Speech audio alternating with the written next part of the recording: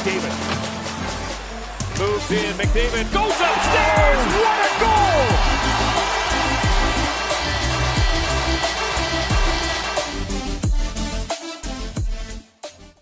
Hey guys, how's it going? It's Etanyos here. Welcome to episode number 8 of this NHL 21 Draft to Glory franchise mode here in Kelowna. If you guys have missed any episodes up to this point, make sure that you go up into the top corner of the video right now. It will send you to the playlist so you can get caught up on whatever you have missed. Also, if you do enjoy these videos, and haven't yet, please make sure you go down below, consider hitting that subscribe button. YouTube's telling me 70% of you guys haven't subscribed, so I'd really appreciate it if you did. And also don't forget to hit the notification bell to be notified for when these videos come out. And also, if you do actually enjoy this video, please feel free to drop a like. Only takes a second and really helps out. So anyways, guys, last episode we got through pretty much the entirety of the 2024/25 season, saw the Comets make the playoffs for the first time, but unfortunately that does mean our draft pick is a little bit further back than I would like it to be. I have a couple guys pinned out already, but I've kind of just been going through trying to make my decisions here on who we're going to take. At the moment, I'm looking at Joshua Shields for our first round pick, and then our second rounder actually lines up fairly well, especially with the system fit we play and everything. We got an elite guy here in the second round named Andy Roussel, a shoot and pinch defenseman, 5-year ETA, looks fantastic and pretty much exactly what we're looking for in a defenseman. And then after that, guys, I'm not entirely sure who we're going to take, but I have been, paying quite a bit of attention to the draft class. I have guys pinned out here for our picks, and I'm going to take a risk on a couple of them, but a lot of them, like shoot and pinch. This guy's just a guaranteed low elite in the later rounds. Shoot and pinch, hopefully, for McKenna.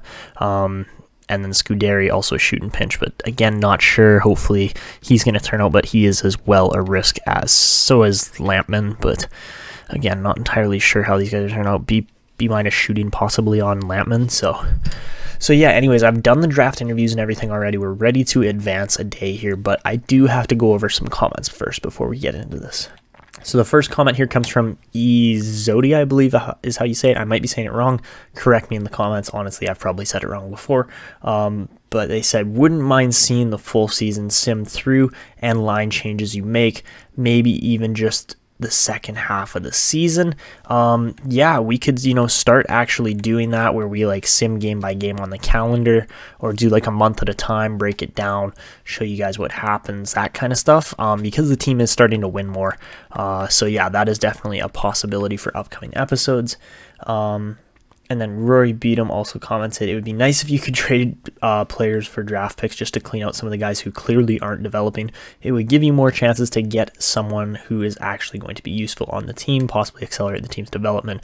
It would let you get some of those higher first round picks when the team performs well, and would stay on the theme of only using players you drafted or undrafted free agents. See, that's what we did in the Reading Royals Draft to Glory franchise mode last year, and it worked pretty well. The team got really good really fast. That was the thing I noticed. So, I am kind of trying to slow the process down a little bit, drag it out a little bit for extra entertainment and team building content, but honestly, I wish we could do that, but I've already got the rules set in place, and I'm going to stick to them because, that's just how I'm running this franchise mode. As much as I would love to trade players, because we do have some guys where it's if I could only trade this guy at his peak value, right? It would be nice, but unfortunately we can't do that.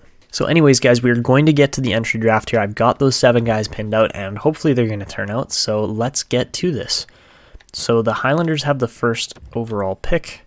Let's see. Voloshenko got picked. Celios was good. Heatley was absolutely awesome. Wow, what a pick there for Calgary. Can you imagine if we were 5 picks earlier? Oh, that would have been nice. Payer, however you say it, was a decent player. Valentenko was actually really good. Kilger goes to the Outlaws. Zhao goes to the Red Hawks, and the Highlanders get Charles Gilbert, however you want to say it. I believe he's in the OHL, so probably Charles Gilbert. So anyways, we've got pick number 18 here. A couple really good players got drafted there, but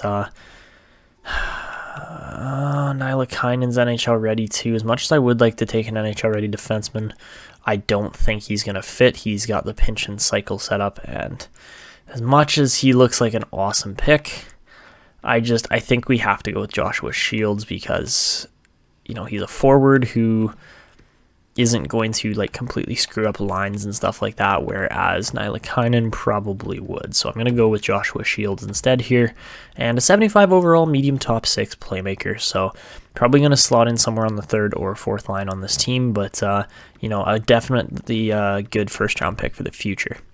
So over to pick number 50 now. I don't believe that elite player got picked. Nope, but Laminen was nice. Bonvie was all right. Actually, Bonvie was really nice. Nielsen was awesome as a goalie.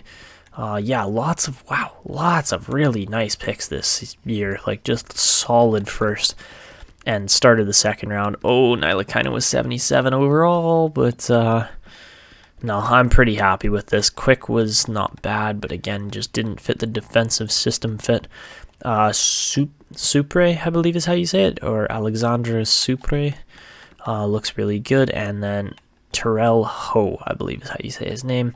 I was looking at him, but wasn't, guaranteed, wasn't set on him. So, anyways, we're going to go with Roussel here for our second round pick. I have to. Like, his potential's there. And, okay, 55 overall, so nothing crazy, but he is 18 years old. So has a lot of room to grow still, and hopefully Andy Roussel actually turns out to be something fantastic here. Hello, are you gonna let me select my player? Jeez, I'm trying to look at his information. Playing in the USA, so maybe we'll give him one more year in the US US National Player ND National Development Players Team NPDT. I don't know what it is. Anyways, Letowski looking like a good 3rd round pick there. A lot of low 6s. Oh, medium 6 in Ahonen. Not a bad player there by any means, but let's see how the rest of the second round turned out after Roussel. Obviously, Roussel was probably one of the top picks of that round. Josiah Street, not a bad pick at all. Lapierre, again, good defenseman, but not elite potential, so literally who cares. So yeah, that was round 2. Round 3, Yoshida was actually pretty nice, but again, 19 years old, not 18. So for pick number 82 now, I have got, I was looking at Riley, I was looking at a couple of these different players. Kirka honestly looked pretty good too. What about this guy? Antoine Roux, R-O-U-X. I would prefer to take defenseman still, just because we're trying to get a, perfectly system-fitting kind of top 6 for the defense. And even though he's ranked lower on the scout rank, I'm going to go with Christopher McKenna, just because we've had a lot of success drafting Hamilton Bulldogs players so far. So we're going to go with Christopher McKenna. And all right, medium top 4, 61 overall.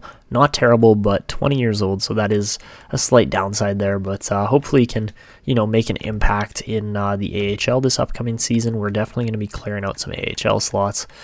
Nightingale was a decent potential pick in round 4. Pedersen, not bad. Lawson, not terrible, but... let's see who is good after McKenna. Roux is 66 overall. Antoine Roux.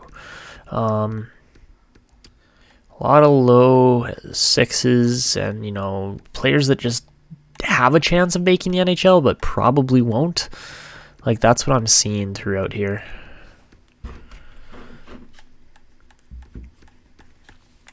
So for pick number 114 now, I was looking at Mendoza, but the guy I actually want to take is off the board a little ways. I was thinking about Bergevin too, but 20 years old, probably only going to be like 66 rated in a low top 6. That's what I'm expecting anyways. Caleb McBain, again, I just not 100% sure. I want to pick Reinhardt, even though, again, 20 years old, 5-year ETA isn't great, but man, if he's elite, he's got the shooting pinch, and he's listed as an offensive defenseman. Like, this would be a guy that, potentially tears it up in the AHL. That's what I would love to see, and then just skyrockets. But I'm going to go with Byron Reinhardt. I've just got a good feeling about him, and we see just Yes, an elite player. Beautiful. Okay, only 53 overall at 20 years old, so not spectacular there by any means, but tons of potential still, and hopefully going to turn out to be really good.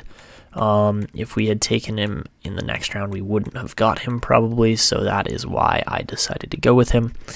And yeah, again, an elite 4th round player. The last guy that we got in the 4th round that was elite, I believe, was Angelo Mackey, who kind of like sparked this whole system fit for the defense.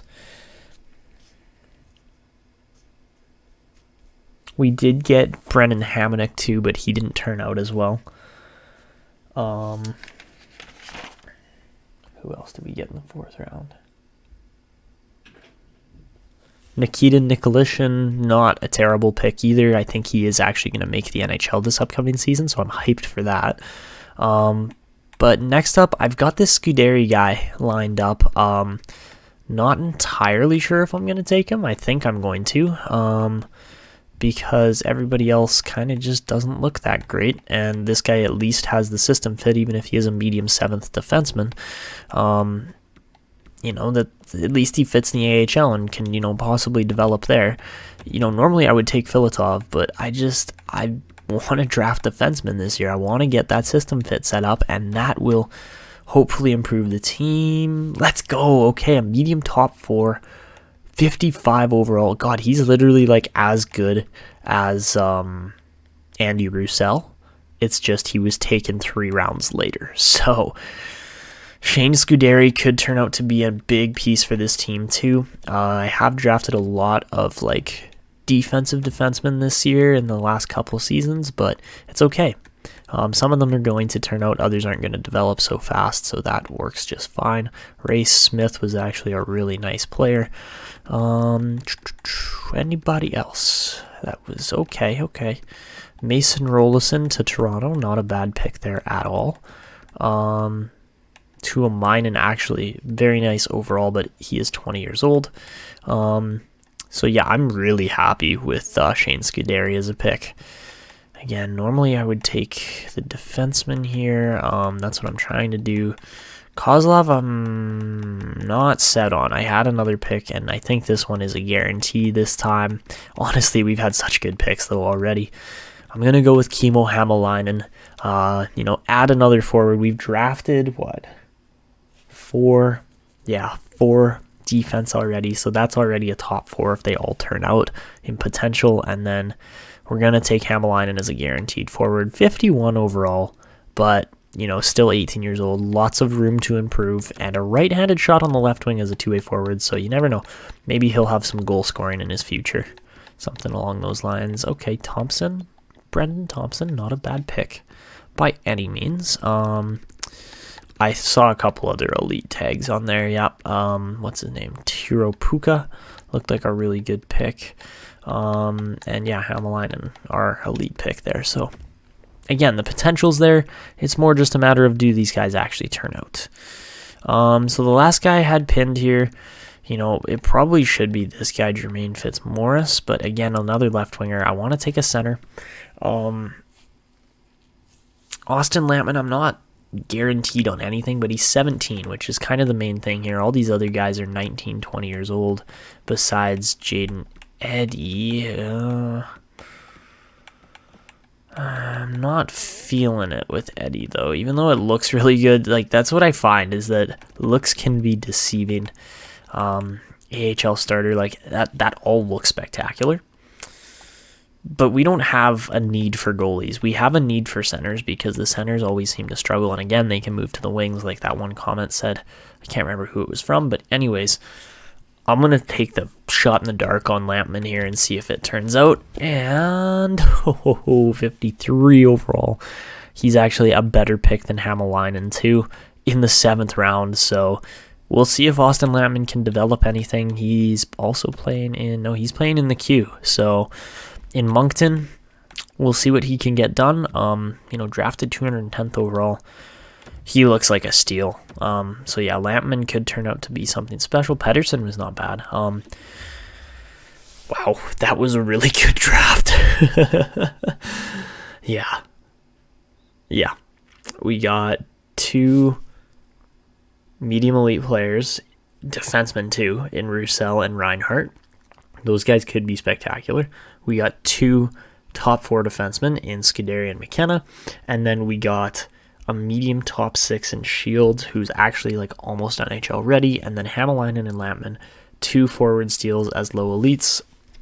I literally can't complain. I don't think I can draft any better than that. That was a freaking awesome draft.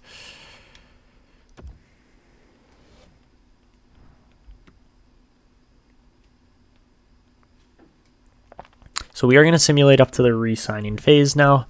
We got a couple scouts expiring on this team, so that is all good. We will just get them re-signed because they are definitely important for this team.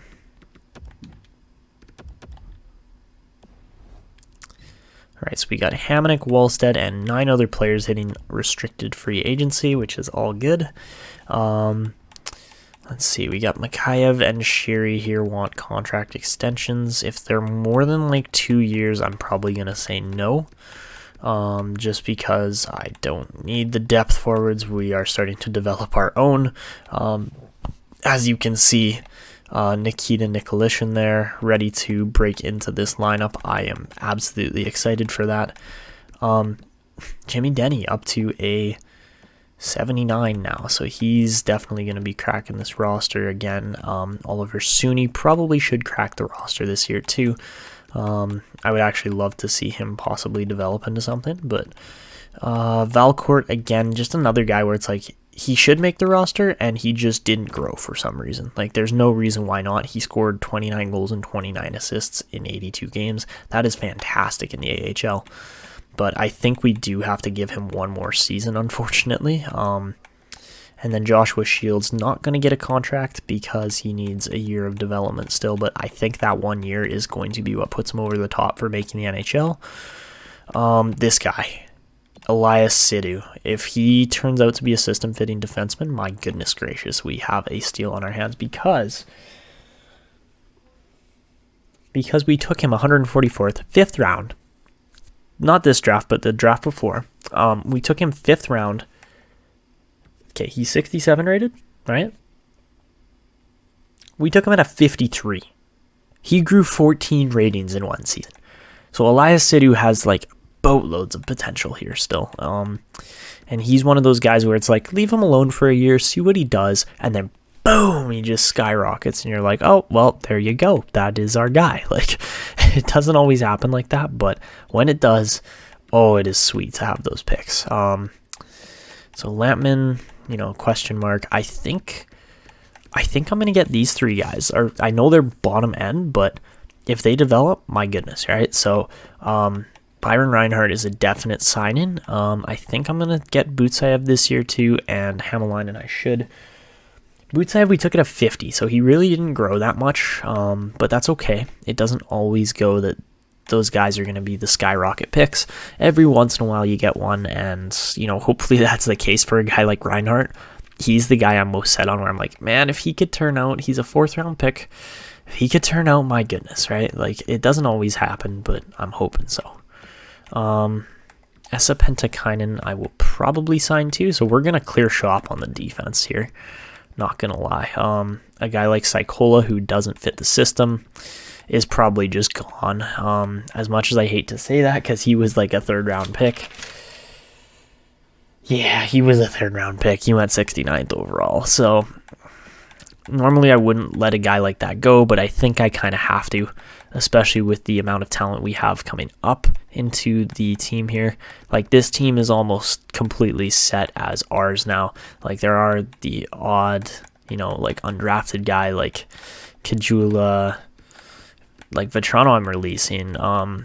It's like a lot. I'd say it's probably about 80-20 now for like players we have that are drafted by the Comets versus players that are not. Like Shiri Mikheyev, I will keep around most likely. Let's check out the contracts, actually. 5 years. 5 freaking years for Ilya Mikheyev. That's not great. Connor Sherry wants 2. Okay, so see, like a Connor Sherry, I'll offer the contract too. I mean, it is until he's 35. Ilya Mikheyev, I might end up just buying out if he, for whatever reason, starts decreasing, which he probably will. But we'll offer him $6 million for 5 years, just because those guys are definitely the depth pieces on this team right now. And then, Mackey has to get a contract. There's no way we don't give him a contract. I'm going to give him like $3 million because I want him to develop more, and I don't know if he's going to. Nikita Nikolishin should not be on a two-way, but he is. So give him the max two-way for 2 more seasons, which is insane, because he's definitely better than that. And same with Oliver Suni. But let's go Simic, Reese, and Gleason just as depth picks. I noticed that the forwards were lacking a bit this year. Like, we just didn't have enough forwards in the AHL. So we're definitely going to focus on getting that all signed up properly. Because, I did not do a good job of that last year. So let's go with centers. So at center, we are overloaded at center a bit, but that's okay because it does spread out to the wings. So Garcia's in the AHL, same with Hamonic, same with all of these guys. Hamonic should get that contract, and I get the feeling he's about to lose his potential, unfortunately, because I was hoping he'd develop, and it just didn't really happen.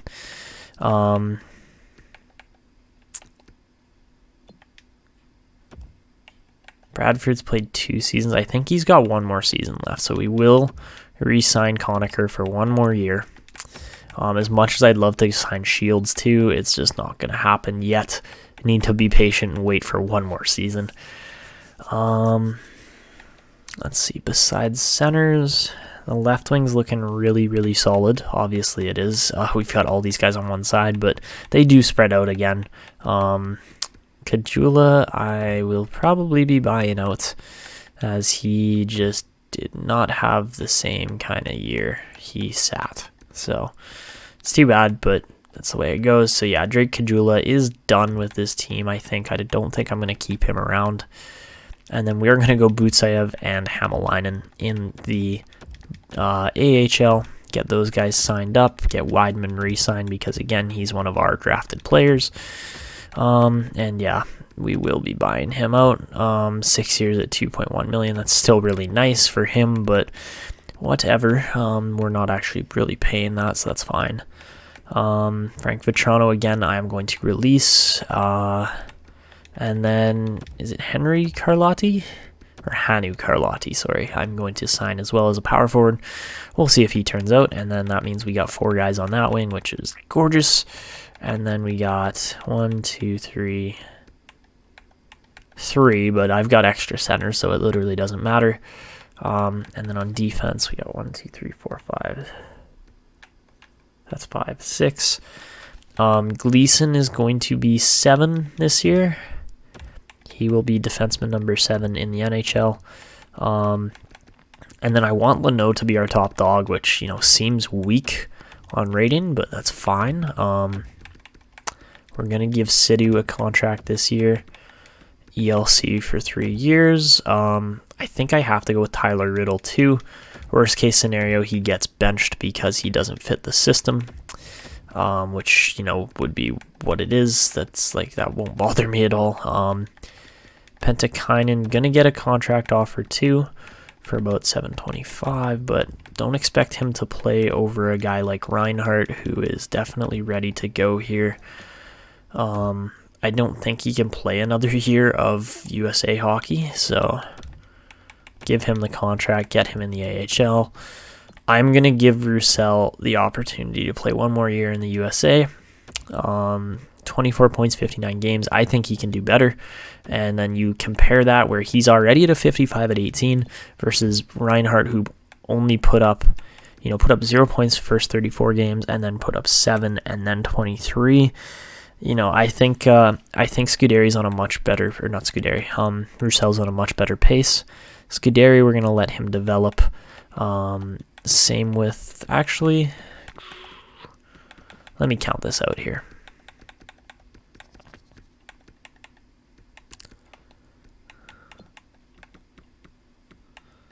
Bednar's really didn't fit, and honestly, he doesn't have much potential, especially at 22 years old now. So yeah, Simic not going to get a deal. I think I might buy out Giannis Moser here. He's just... I think he's done. Honestly, a Bister is going to be in there too, especially with not fitting the system anymore. So I got Pentakainen, I got Reinhardt. I'm going to offer Christopher McKenna a contract too. And then in goal, let's see. I think I have to give Wallstead the backup role this year. That just makes too much sense. So yeah, we're going to give him a max 2-year two-way. Georgiev going to be the starter, no question there.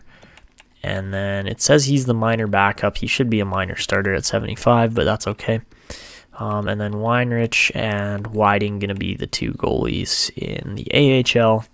So yeah, the AHL is going to be weak, but that's okay. I think we got this contract situation figured out.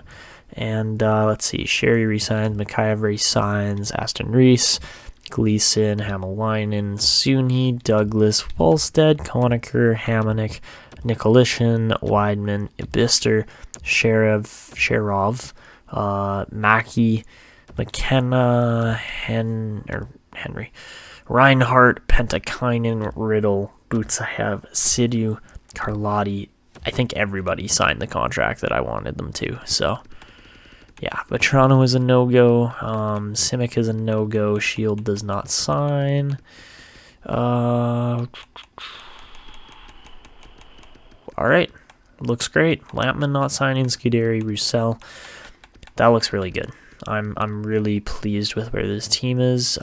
This guy didn't grow at all. Dallas Hillman actually had a worse season, so that's too bad. And honestly, if he's a pinch and cycle defenseman, I might just get rid of him pretty quickly. So, yeah, I know I'm being a little ruthless with my contracts and stuff, but man, this team is going to have to start winning here soon. But, you know, I wouldn't mind one more, top-end draft pick to go in here. A franchise player would be so nice, especially a defenseman, but that's never going to happen because this team has just missed their chances on that year after year after year. So, anyways, did we get all the goalies too? I think we did. Yes, we did. Okay. So we got 4 goalies there, worst case scenario. The AI signs one for us if somebody gets injured. But anyways, yeah, we are good to go here to free agency. Might find a little bit of talent in free agency this year, but I highly doubt it. So for the trade block, we are not putting any of these guys on here. What are you talking about? Okay, so that all looks good. Let's go to our free agents and see what is available for unsigned players. So there was one loyalty player in Tuomas Hakana, 30th overall pick, but just, again, does not make sense to go out and sign a player that we did not draft, so there's no pursuit there.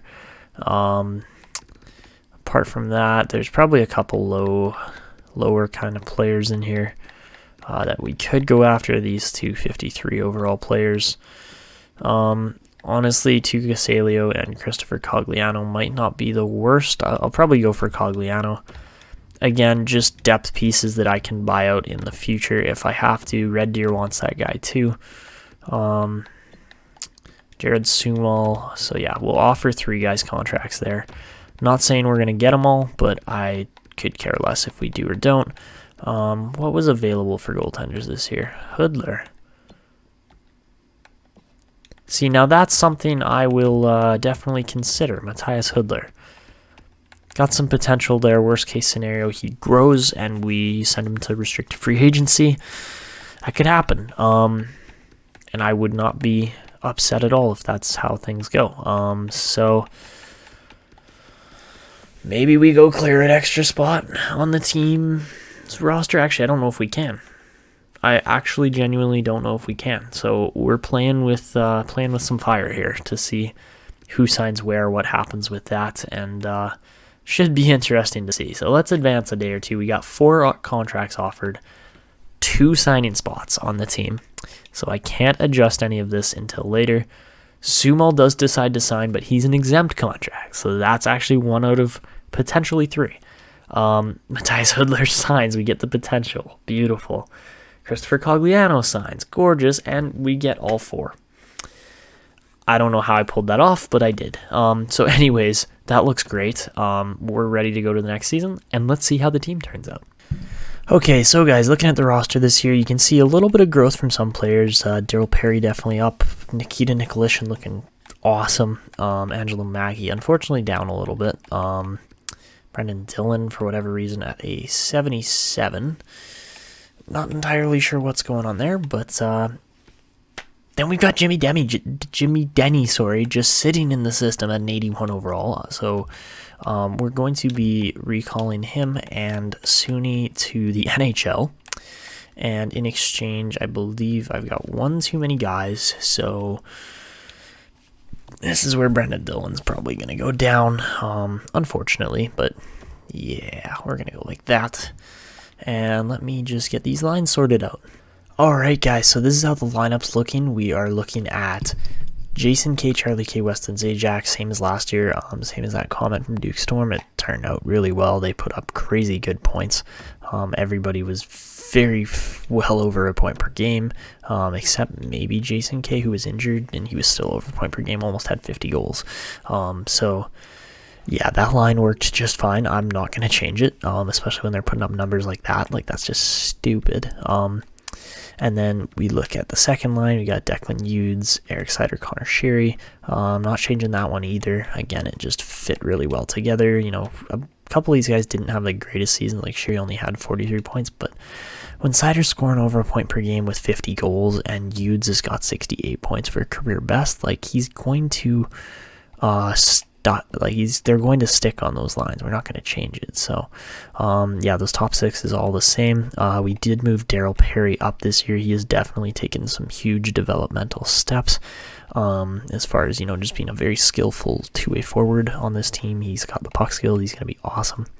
And then we got Ilya Mikheyev along with Oliver Suni, who fits really well. I'm hoping he can make a jump pretty quickly, because if that is the case, then he might end up playing on this second line, and we'll move Eric Sider around, that kind of thing. So excited for that. And then Ratchenik on a +3 here. Bedrick Ratchenik, Alex Iafallo at center, and then Nikita Nicolishin. Nicolishin fits really well chemistry-wise, and I would normally play him here. Only thing, though, is that he gets the 85 on the fourth line there, but bumps those guys who are lower rated, versus Mikheyev's already at an 85, and there's no reason to bump him down. So yeah, he should be playing third line at least. He's actually listed as a second line forward versus Sheary is not. So the forwards look absolutely rock solid. The defense, on the other hand, not really there yet. You know, I'm hoping Jimmy Denny can take a big step this year. Unfortunately, Frederick Beach is actually an unfavored coach there, so that's not great from him. You know, you'd love to see that change, hopefully, but yeah, Jimmy Denny with the +5 should be able to get things done. An 86 overall defenseman at 19 should be able to score, especially offensively there. So yeah, we'll see what he can get done. You know, the rest of the defense pretty much the same besides Benjamin Gleason here. He's now in the team, and you know, another offensive defenseman hopefully can get some stuff done. One of our undrafted guys, along with, you know, actually half the defense is still undrafted, so that's not great. But anyways, on goal we got Alexander Georgiev again. Gonna be a great goalie hopefully, and, you know, keep putting up some wins for this team. He had 28 last year, so not bad by any means. And then we got Jesper Wallstead backing him up this year, a massive 6'3", 227 at 22 years old, 78 overall. So we'll see what he can get done. He had some pretty good minor stats there after the last season, put up 34 wins in 68 games, so exactly half, not bad. And you know, hopefully he can do that with our team this year. The special teams aren't bad. We got +3s on the power plays, +1s on the 4-on-4, +1 on the 1 penalty kill, and then 0s on the 3-man PK. Extras I'm not really too worried about, except for the fact that Eric Sider is playing on the 3rd. Okay, well, that's fine still. 3-on-3, again, very similar. Yeah, that looks good, except that I am going to switch out Jimmy Denny for Troy Stetcher. There's Troy Stetcher for Jimmy Denny, sorry. Extra attacker looks good. Shootout looks good. All right. So yeah, that's the team. I do need to show you guys the AHL too, because the lineup down there is actually more ideally looking than what this one is, except for the forwards. So yeah, the forwards are weird. At least we have the forwards figured out in the NHL, so that's kind of a good thing. But this is how I'm expecting the defense to look eventually. Yeah. So yeah, Christopher McKenna hopefully going to advance quite quickly here. We can replace Taylor Shea with McKenna if things go well. Let's see, Byron Reinhart, again, another guy to watch. Don't know if he's going to turn out. Unfortunately, Elias Sidhu is a pinch and cycle, so, you know, big old teardrop there, because he looked like he could possibly develop into our best defenseman so far. And then Tristan Leno, I'm really hoping can get up to like a 79, 80 rated, and then he will be stuck in the NHL. He won't be going down because he's got the balance shoot, and we're not going to find that again probably. So yeah, it's going to be nice to see. Esa Pentikainen, I have no hope for as far as potential growth goes. Maybe ends up on the bottom pairing eventually, but you know, Reinhardt's the guy that I'm, you know, hoping will grow. I don't think it's going to happen, honestly, but maybe he'll prove me wrong. We got Kim Whiting starting, backed up by Tristan Weinrich, which makes no sense, but that's just the way we're going to do it. Hoodler is probably not going to develop at all, but that is okay. And then we got a bunch of guys scratched who actually do fit the system pretty well, which is too bad because, you know, could be better than it is, but that's okay. So yeah, Valcourt, definitely a name to watch for potentially making the league next year. Same with Alexander Sherov, but, you know, the potential isn't quite there for Sherov. I don't know if Hamanek's going to make it. I doubt it. But yeah, that's how the team's looking for the most part. We got a lot of young talent in here in the bottom six, which is totally okay. I'm not expecting the craziest season from these guys, but hopefully we'll see some growth.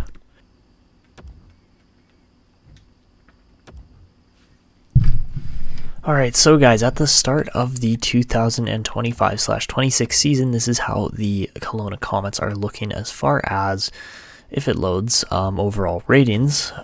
So here we go. They are looking like a 96 offense, 86 defense, and 80 goaltending team. You can see how that compares against the Quebec Nordiques, who, you know, the Colorado Avalanche have got some really good players. So, man, like, the Comets have got a dynamite offense, and we will see if that can translate over to them making the playoffs again or not. And then I did get some scouting done already too, so let's go take a peek at the draft class. And we have got absolutely no idea on the first couple guys here, but Caden Ferguson looks like an absolutely gorgeous defenseman, and I would not be against, you know, tanking if we could. It's probably not going to happen, but man, if that went our way, I would not be upset at all. So D'Agostini, potentially a good player. Zayunin, yikes. Backlund, maybe, actually. NHL ready, possibly. Anthony Corey, probably not a go there. 2-year ETA on Comiskey. 3-year on Koltsov, but doesn't fit the system. Andrews, maybe. Not a whole lot going on here so far. Radek Nektar, maybe. Steven Graps, no. Lane Boys, maybe. A- shooting, so yeah, probably a sniper or maybe a power forward. This guy looks interesting. George Schotten. I know he's 19, but like 1-year ETA. Potentially a really good pick if we could get our hands on him. That's a big question mark there, maybe. Di Salvatore, probably not. Brad Ortmeyer, you never know. And yeah, just, you know, don't have a whole ton of scouting reports yet. Ooh. Jalen Lowry, potential's already almost there, but the system fit is probably not. So yeah, there's a lot of guys in here. It's like, could be good, probably won't be, but could be, right? So I mean, that's honestly the case with our whole team. It's like, man, these guys all could be good, but we'll see. There's a Henrik Whiting there, maybe Kim Whiting's younger brother. You never know. Yeah, not a whole lot to show so far, but that is okay. Billy Homer, another potential guy that could be good. Yeah, that's how the draft class is looking so far after my one shot at scouting until mid-December. But you know what? It's October. We could sim 2 months on camera. Sim to the end of December, see how the team does, and I will commentate this if you guys want me to. All right, so after the first month, so that would be month of October, Comets start off, pretty average, 5-4. So you can see who they beat, who they lost to, and not a whole lot of surprises there, honestly. Like some of these teams, like Vancouver's got a really good record, which is questionable. Kingston, didn't draft spectacularly well, so they're doing bad. Regina's doing good, so interesting there. But yeah, let's get through November, get through November to December, see how that month goes, and go. All right, guys, so at the end of December, so the entire month here, starting with the Highlanders game there, the Comets end up with a 14-8-2 record, so 14-10 essentially, just 2 extra little pity points on there. But as you can see, the Comets are currently sitting 3rd in the Pacific with 30 points, and I'd say about 6th in the West, so not having an insane season, but not having a bad season by any means. The Gladiators are definitely the team on fire with 34 points there, though, and that is league leading at this point, so we'll go up to the end of December now and see where that takes us. Alright, so for the month of December, the Comets don't have nearly as productive a month as they did in the last 2. They end up dropping from about 3rd in the division to all the way down to 5th, actually 4th, I guess, but they're right there with the Oilers, and they're right on the cusp of not being in a playoff spot. So yeah, a bit of a rough month here for the Comets. We'll see if they can get things going here heading into, January, February, and March, but yeah, not exactly the most spectacular spot. We can go out and check because I got to do my scouting anyways here. But Jason Kay leads the team right now, 41 points in 36 games. He's got 20 goals and 21 assists. Weston Zajac right there with him. Declan Hughes as well going off this year, which you got to love. Charlie Kay right there and Eric Sider. Again, these 5 forwards are just so freaking good. Jimmy Denny actually not having a bad year here. I would like to see him get some more goals, but I don't know if that's ever going to happen. And then really just a rough season for a bunch of guys here, like Mackey not putting up anything, Shea not putting up anything. That's kind of expected. And the goalies are... Georgiev is underperforming, unfortunately. Wallstead right there on the 50% mark that I wanted him to be at. So, again, not terrible, but not spectacular either so far. Alright guys, so we are at the beginning of March now, and well, it hasn't been a spectacular season. 67 points in 62 games for the Comets, a 31, 26, and 5 record, literally 31 and 31 in 62 games. Jason Kay is going off this year, putting up 77 points already. So if anybody's going to turn into a franchise player, I get the feeling it's going to be one of the Ks. That would make the most sense at this point, and especially when they both have 30 goals, 40 assists at this point. We're only 62 games in. Eric Sider just below the point per game, unfortunately. But Jimmy Denny scored more than 1 goal this year, so that's really good. He's up to 30 points now, so he should be improving statistically, and he's not. So, yeah. I do want to actually go take a quick peek at the league just to see where the K brothers are looking at. They are not even close to the top. Holy jeez. Okay. Cale Makar. 74 assists, my guy. Jeez. Never mind 45 goals from Victor Olofsson, who's just turned into an absolute god. 48 goals for Kyle Langford. Oh my goodness. Jason Kay, again, 77 points. He's right there. Simon's only with 76 points this year so far, but I mean, you look at his career statistics, yeah. He's had a pretty solid career in Gatineau so far. Charlie K doing just fantastic too. Again, just over a point per game, but he's also in just his third season in the league here and doing fine. So yeah, I'm not exactly sure where the Comets are sitting at this point. Again, 62 games in. I get the feeling we're towards the bottom of the league, not like Kingston or Oshawa. Like, wow, those teams are really bad. But we're currently sitting in 18th. Okay. So not spectacular, because the team will lose morale for missing the playoffs, which is not great. But it was a pretty rough couple months, honestly, from January to March. I guess it was just January and February. You can see more losses than wins here for the most part. Again, yeah, the team's just not been spectacular.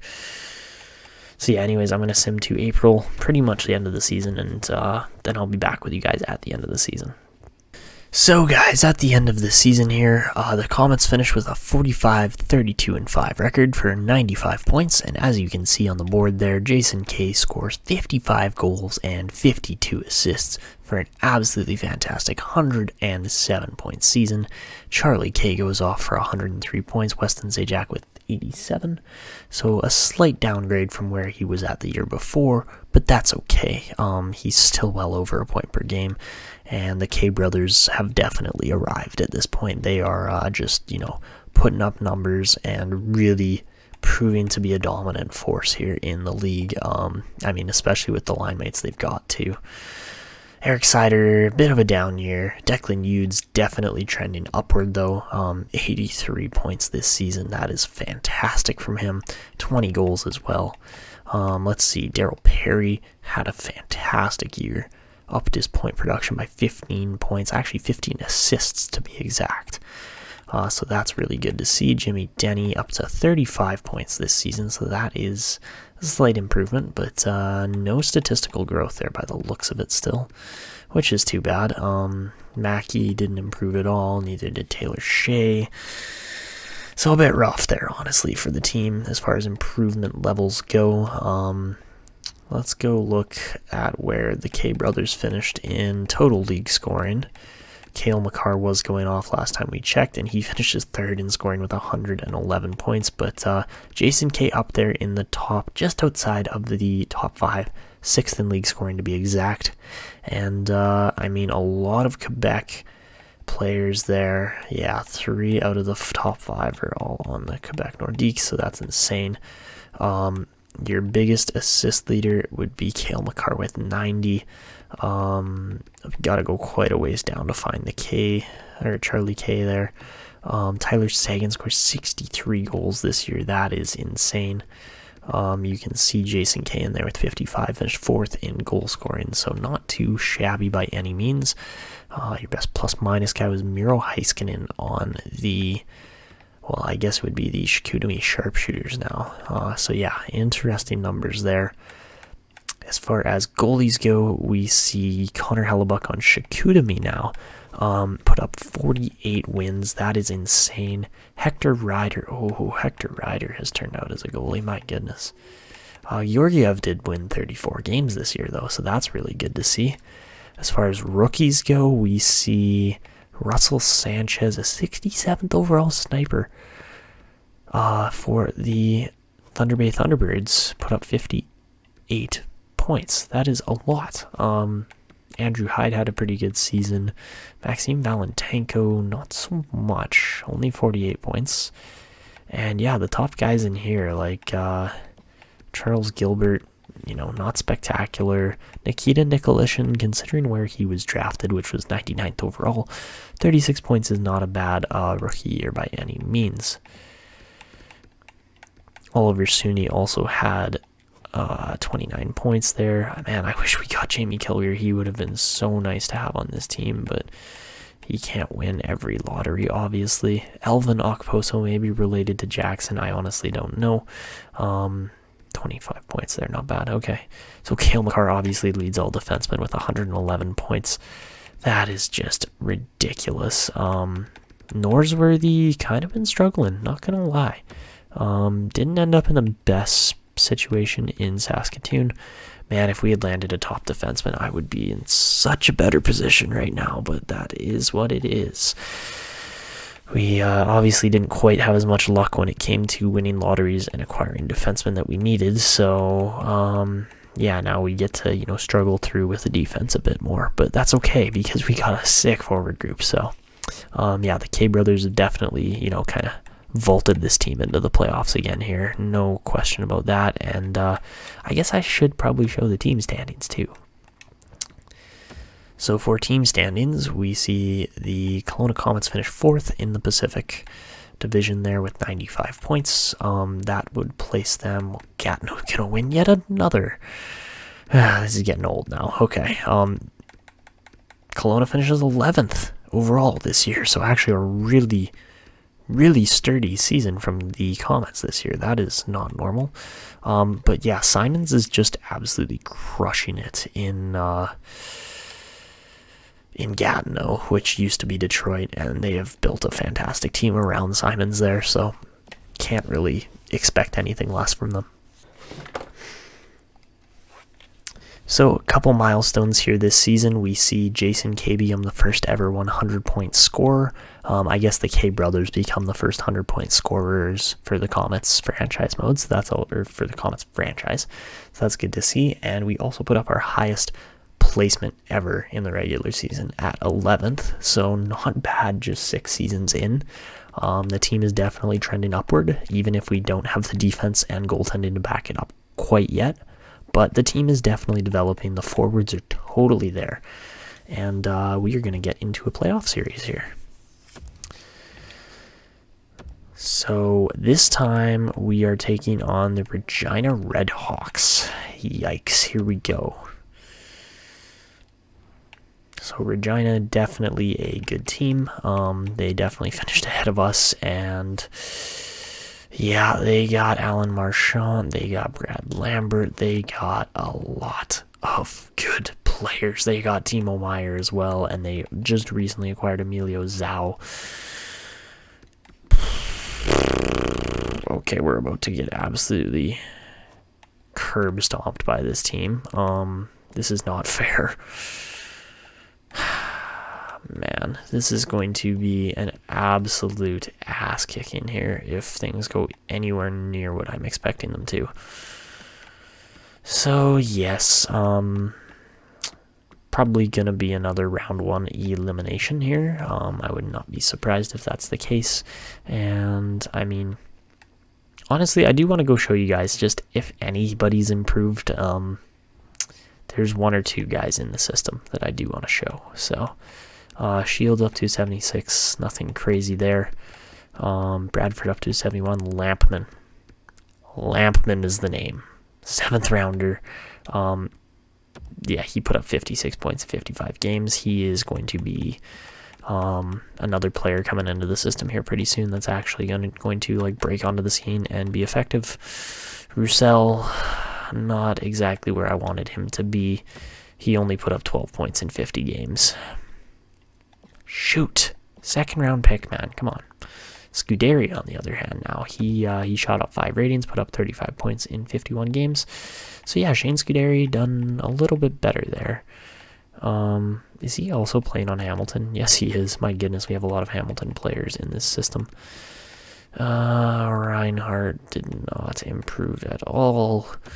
14 points. That is brutal. Okay, what about goalies? Weinrich is almost NHL ready. So what we could actually do is at the end of this year, we could put Jesper Wallstead in as the starter just to guarantee our team tanks at least 1 more season. And then, Kim Whiting can play another starter role, put up 8 wins in 19. He only played 19 games. Are you shitting me right now? Oh, but no, Weinrich got, 65 games and lost all but 19 of them. Yikes. Oh, this team is just not exactly where I want them to be yet, but a lot of big contracts coming out after this season too. So yeah, it is what it is. This team definitely needs some work still. Definitely needs a lot of pieces before we're anywhere near being that top caliber in the CPHA, but let's get into it. Regina probably gonna kick the crap out of us, but let's see. So, game 1 against Regina, 6-4 loss. Yikes. Alright, so not exactly the best start. Jason K had 3 points in that game, but we still lost 6-4. So, game 2 in Regina, 6-4 win. Okay, Jason K averaging 2 points a game.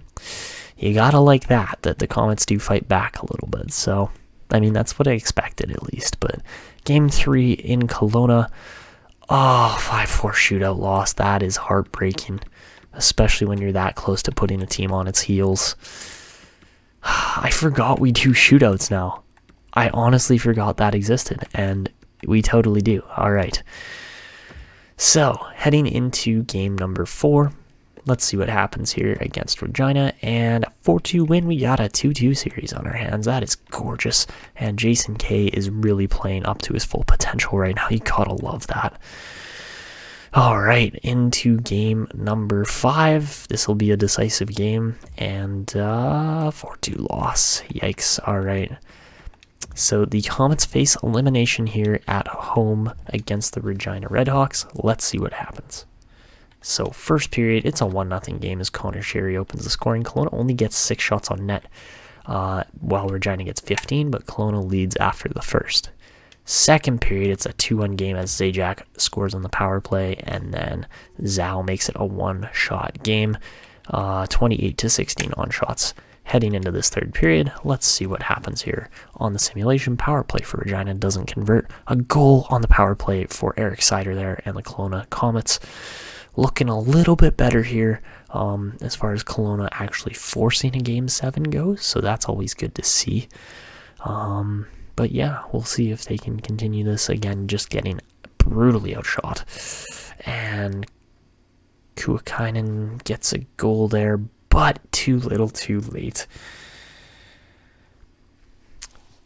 Simulation complete there as the Kelowna Comets do win game number 6, 3-2 in a very tight one.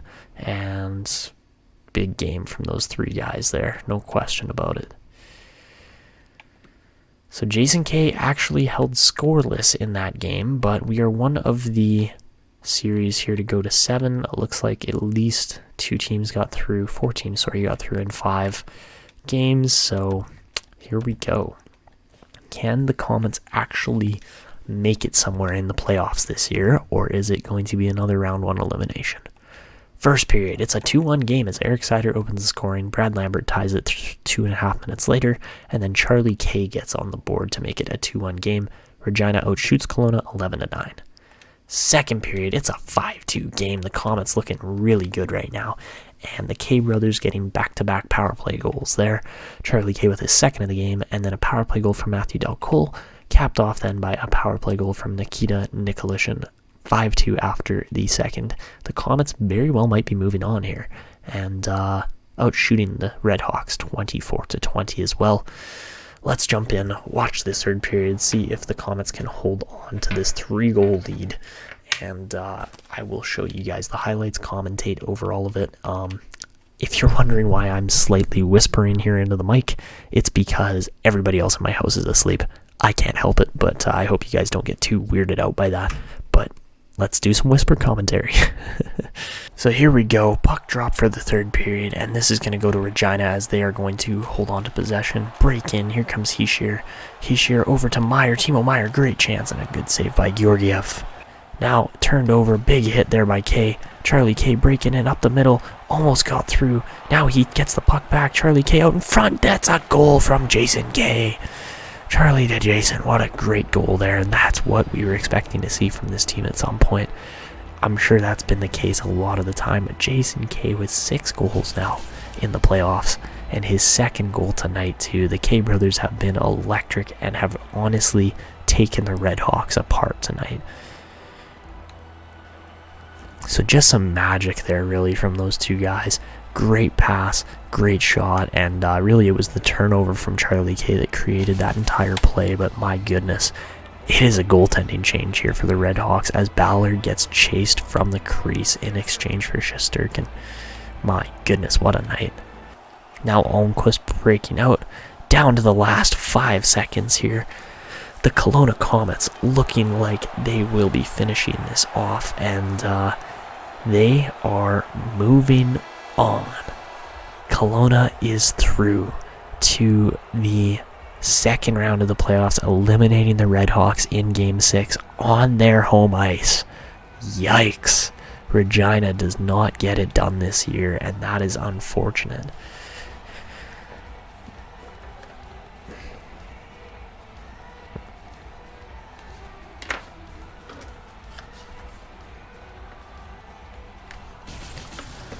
So really a huge performance here from the Kelowna Comets as they get everything done.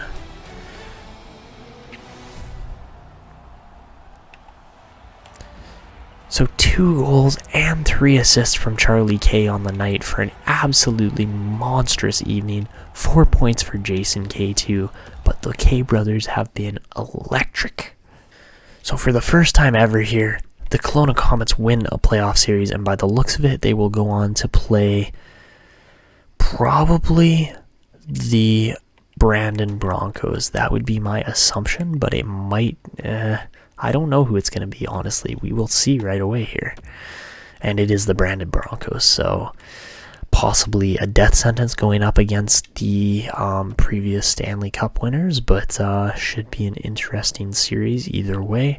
Brandon definitely one of the better teams. They have got some big name players in here. This is going to be scary, and I don't know if our guys are going to be able to get it done or not. We'll see what happens here, but I mean, when you got Victor Olofsson just scoring 97 points, like that's absurd. Jack Eichel only with 92 this season. Only 92. Dahlin's still playing fantastic. How many points did he put up? Only 31, but he only played 41 games. Their defense looks great. Roman Josi in there. And UC Saros, yeah, they just outmatch us in almost every way except for maybe top 6 forwards. But yeah, you look at this Comets team, the defense just isn't there. The K brothers are going off, though, don't get me wrong. 13 points apiece in that 7-game series, like, that is something special. Nobody else on the team, well, Eric Sider's got 10, but nobody else is really even close to those guys there. So, yeah, it has been a fun series to watch, to say the least, but gonna have to see, again, another miracle here, I'm going to call it, because I just don't see how the Comets get past Brandon. So advancing into this series, Game 1 in Brandon goes to the Comets as they win that series 4-2, or win that game 4-2, sorry. Jason K with a goal in that game. Maybe 2 goals, actually. He scored 2 goals that game. Yeah, wow, okay. So yeah, Jason K going off. Game number 2 against the Broncos, we would see the Comets win again 4-3 in a shootout. Craziness going on here at in Bronco. Heading back to Kelowna now. We'll see if it's the home ice curse or what is going on here. And yeah, the Comets do lose 3-2 in a shootout to Brandon in that game. Victoria up 3-0 against the Nailers. The Stingrays up 3-0 against the Nordiques. And then Hamilton up 2-1 against Toronto. So supposed to be into game 5, but I guess I hit edit lines instead. This team is playing really well. Don't get me wrong, but the Comets are there. They are all here this season, which is crazy. Game number 4 goes again to Brandon as they take another overtime. Decision that is brutal. Okay, boys, we need to see something special here from the K's again. And game number 6 is a win. Again, I swear it's the home ice advantage curse. That's just crazy. We are winning the games that are all on away ice, which is insane. And an opportunity here for the Comets to go through. I would not believe it if they do it in 6, but they honestly might.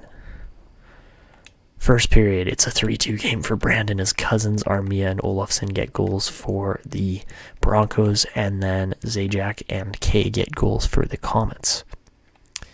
Second period, it is a 5-3 game as Eichel scores twice, Sheary scores once, 29-21 for the Broncos in shots there. I'm going to advance and sim this because, we might win, we might lose, but we've already done some simulation here and or some in-game commentary, and if they can make it past the second round in 6 games, that would be awesome. And Daryl Perry gets the 1 goal there, but just not quite enough for the Comets to take it in 6, and we are headed to another 7-game series here. So yeah, as you can see, Jason Kay is just going off. Can't even describe how well he's playing right now. So here we go, game number 7 in Brandon. It's a 1-0 game for the Broncos after the first, as Olofsson gets that goal. The Broncos outshoot the Kelowna Comets 11-8. Second period, it's still a 1-0 game as Brandon is outshooting Kelowna 18-17 after the second period. Third period underway, here we go. And I guess we will see if the Comets can come back and finish this one off or not, or if Brandon's going to take it. So guys, here we go. Game 7, third period underway. The Broncos start off on the power play, and here we go. So the second line for the Comets out against the fourth line here for the Broncos. Meyer's going to turn that over, but it doesn't matter as it goes straight to a Kelowna player. Now Eric Sider breaking down the wing. He's got some space, but he lost the puck there. Now Gleason going to poke that one away over to Myers, back to Sider. Eric Sider trying to break in, gets the puck in deep. That's over to Hughes. Declan Hughes in front, and there you go. There's the goal. Connor Sherry ties the game up at 1 apiece.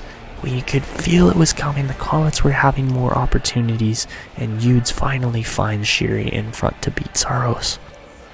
It's just a great play. Good old wrap around the net pass in front. And Declan Hughes showing off his playmaking ability there. We definitely got a solid playmaker in Declan Hughes for the future. So you gotta love what you're seeing. And yeah, looking really good here. Looking like we got an actual game on our hands. So 1-1, 11 minutes left in the third. So now Nicolishin going to get hit hard there on that play by Murray. And Murray going to break out. Now good poke there by Hughes. Declan Hughes going to take Murray out of the play, but Reinhart picks it up. Sam Reinhart over to Murray. Back to Yossi. Roman Yossi in front of Armia. He scores! Short-handed on the backhand. Joel Armia makes it a 2-1 game short-handed. The Comets have choked it. The Comets have choked so hard.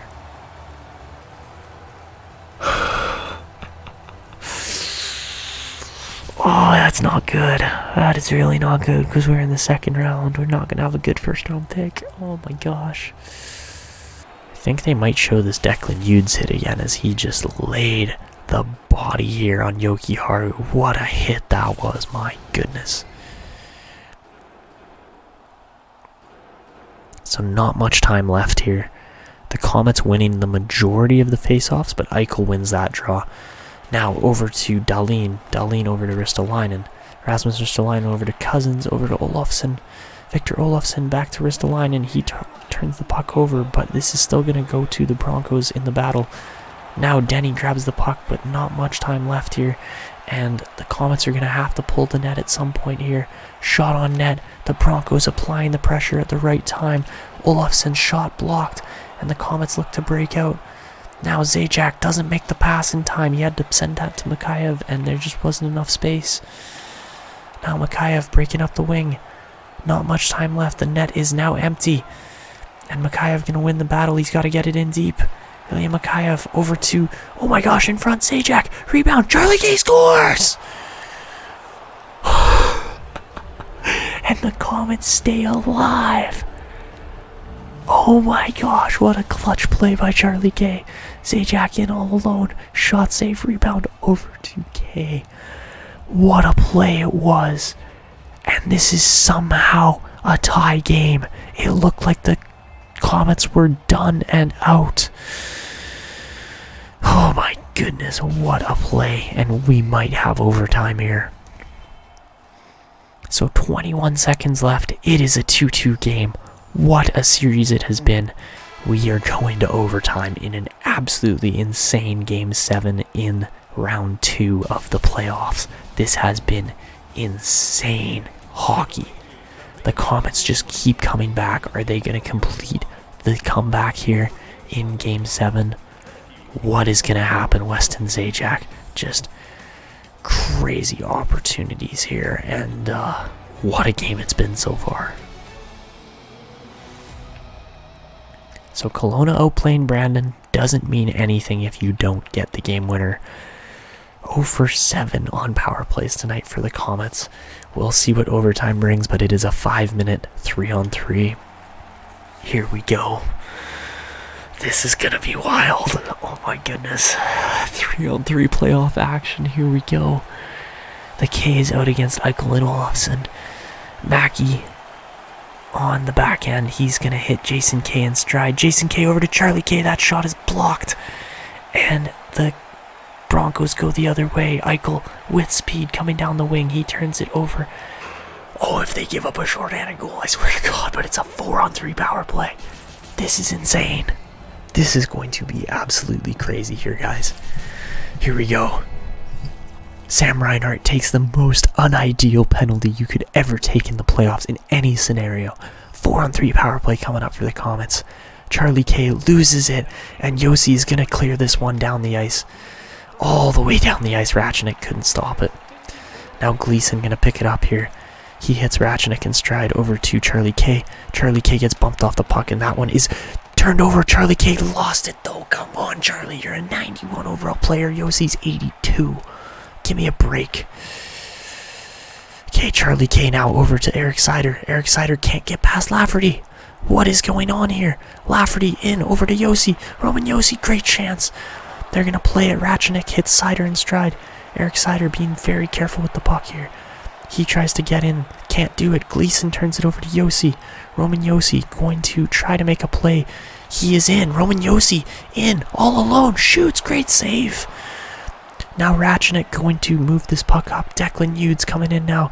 Declan Hughes, what a move over to Charlie K. He tries to get the shot. Can't get the rebound. That one's cleared off the boards and all the way down the ice. 5 seconds left. There's not enough time left. Ratchenik should not have been on the ice on this, but whatever. Oh, we are going to a shootout. I forgot I set the rules to this until now, and this is insane. Oh my God, what an overtime it was. Opportunities at both ends. Charlie K should have scored on that one. Oh my goodness. So here we go. Shootout. It's shootout time. We're leaving this all down to the CPU. I'm not playing at all, which is crazy to even think about that we're doing this, but here we go. Charlie K first shooter up. Here comes Charlie K. He walks in, shot stopped by Saros. You know what? I'm going to adjust the camera here. I'm never going to be taking shootout shots. So here we go. First shooter, Jack Eichel up for the Broncos. He walks in, great chance, but Georgiev stops that one. Oh, I thought he had him there, honestly. Eichel had a great opportunity. So here we go. Jason K up next. Here comes Jason K. He walks in. Fake shot off the post. Jason K, great opportunity. Had Saros beat, but just cannot hit the inside of that post. And he is shaking his head at that one. Sam Reinhart up next. Here comes Sam Reinhart with an opportunity to redeem himself. He does not. Great stop by Georgiev. This is just insane gameplay here. Up next, we got Declan Hughes in the shootout. Declan Hughes comes walking in. Cannot finish on the forehand backhand move, and we might be eliminated on that play. final opportunity here, possibly in this series. Casey Middlestad steps up to take the third shot. He walks in, can't pick the corner. We go to extra rounds in the shootout. I thought Middlestad had Georgiev picked there, but he did not. Up next for the Comets, we are going to see Eric Seider, the captain, walks in. Eric Seider again tries the forehand backhand. It doesn't work from a distance. I don't know what you guys are doing, but my goodness, that doesn't work. Saros 4 for 4 on stops here. Victor Olofsson with an opportunity to end it here. He walks in and finishes it off. The Broncos win in round 4 of the shootout. And that is just brutal. But the Comets season is ended on a shootout. They couldn't finish it in overtime. And they honestly deserve to lose after giving up that many chances. Getting that many chances and not finishing them. And the Brandon Broncos, the defending Stanley Cup champions, will move on after beating the Comets here in a crazy round 2 series that went way further than I expected it to. So there you have it. Broncos 3, Comets 2. Comets probably should have won that game. They didn't get it done, unfortunately, but Charlie K, the K brothers go off again. These guys are going to be fantastic players in the future, but my gosh, that has just been crazy to watch. The K brothers were really fun to watch, honestly. And, there's definitely going to be more of that to come. But anyways, we're going to sim to the draft, finish everything off here, and wrap it up. Alright, so this season we see the Hamilton Tigers win the Stanley Cup and the Charlotte Checkers win the Calder. Alright, so looking at player awards this year, well, not just player awards, but all the awards in general. Tigers win the Cup. Gatineau wins yet another Presidents.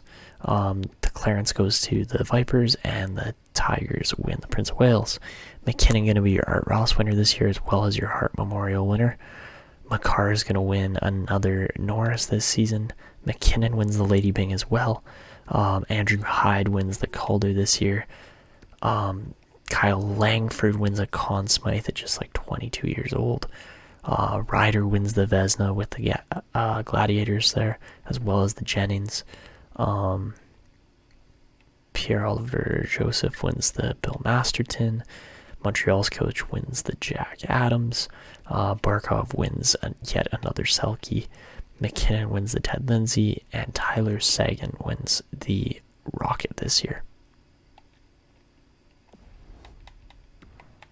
As far as the playoff trees go here, you can take another look at it. But yeah, the Comets had a much better playoff run this year. They were literally one shot away from going to the conference finals against Victoria, who, Victoria took the Broncos to 7.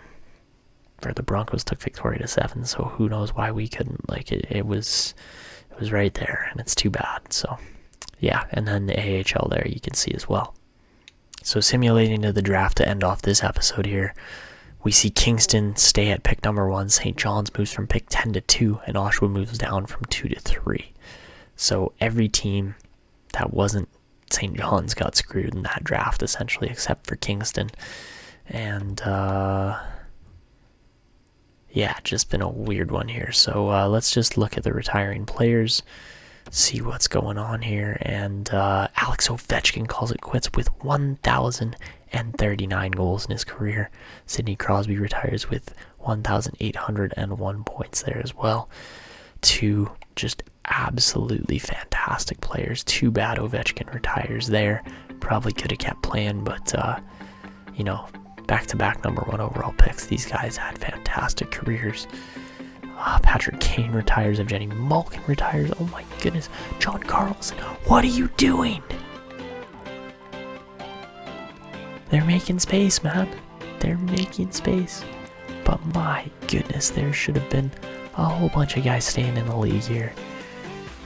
Oh no, that's so sad to see that much talent retire. Roman Josi calls it quits. He could have played another year. Oh, that's just too bad. And for goalies, we see Tuukka Rask call it quits, as well as Dubnyk, Bishop, and Mikko Mikko Koskinen. So anyways, guys, that's where we're going to wrap it up. If you did enjoy this video, make sure you go down below, drop a thumbs up. It was crazy to see the comments get as far as they did.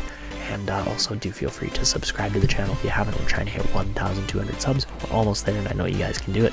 And also don't forget to hit that notification bell so you never miss when these uploads come out. But that's going to be it for me. This is Etanyos signing out, and see you.